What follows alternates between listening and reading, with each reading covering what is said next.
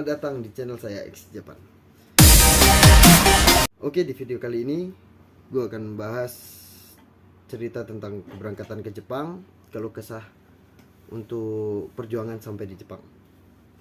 Oke, pertama-tama gue cari dulu channel LPK atau jalur pemerintahan yang bagus.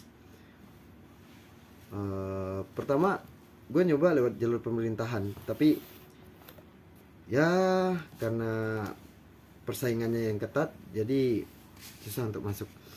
Setelah itu gue mutusin untuk masuk LPK. Habis masuk LPK gue tetap cari di Instagram atau di Facebook atau dimanapun, gue cari yang recommended, tidak ribet, dan yang jelasnya pasti untuk keberangkatan. Gue masuk LPK di tanggal 15 September 2022. Itu belajar banyak bahasa, karena bahasa itu penting ya, nomor satu ya. Dan itu yang kedua baru tradisi Jepangnya gimana, sifat-sifat orang Jepang gimana, kerjaannya gimana. Dan itu untuk kalian yang ingin berangkat ke Jepang, kalian harus pastiin dulu niat kalian untuk berangkat ke Jepang itu 100%. Yang pertama. Yang kedua, kalian harus belajar bahasa yang giat. Belajar banyak hal sih. Dia itu setelah kalian belajar banyak hal, bahasa Jepang juga udah lumayan mahir. Dia itu kalian juga tradisi Jepang kalian juga sudah tahu, kehidupan Jepang kalian juga sudah tahu.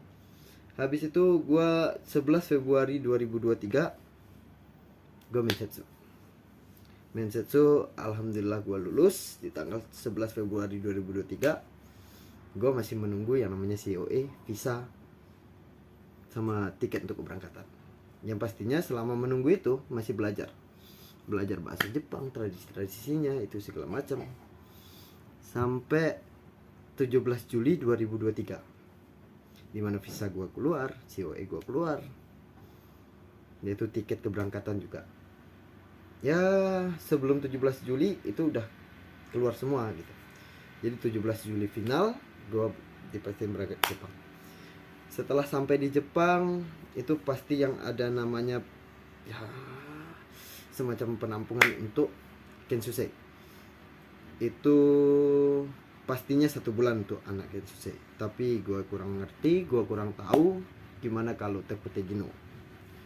Apakah itu langsung masuk kerjaan atau juga akan di penampungan selama 1 bulan. Setelah sampai di Jepang selama 1 bulan, kalian akan disajikan dengan peraturan-peraturannya yang ada, tentang belajar gimana sih peraturan untuk di Jepang, gimana sih kehidupannya di Jepang yang sebenarnya.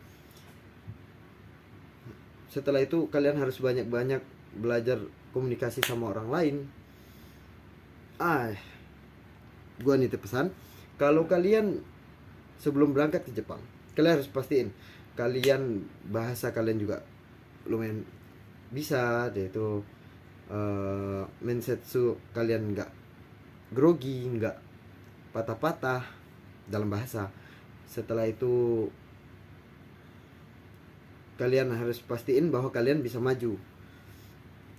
Untuk kalau bagi gue mau lewat pemerintahan atau disnaker atau kalian lewat LPK itu nggak masalah, berapapun biayanya walaupun agak mahal, tapi pasti akan kembali.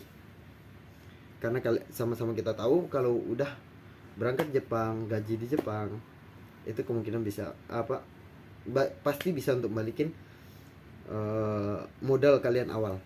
Jadi kalian nggak usah khawatir. Setelah itu untuk kerjaan sebelum sampai di Jepang, kalian harus pastiin kerjaan kalian apa, kalian sanggup apa tidak. Tapi bagi gua ya, kerjaan seberat apapun kerjaan di Jepang kalian pasti sanggup. Orang Indonesia pasti sanggup, karena orang Indonesia kuat.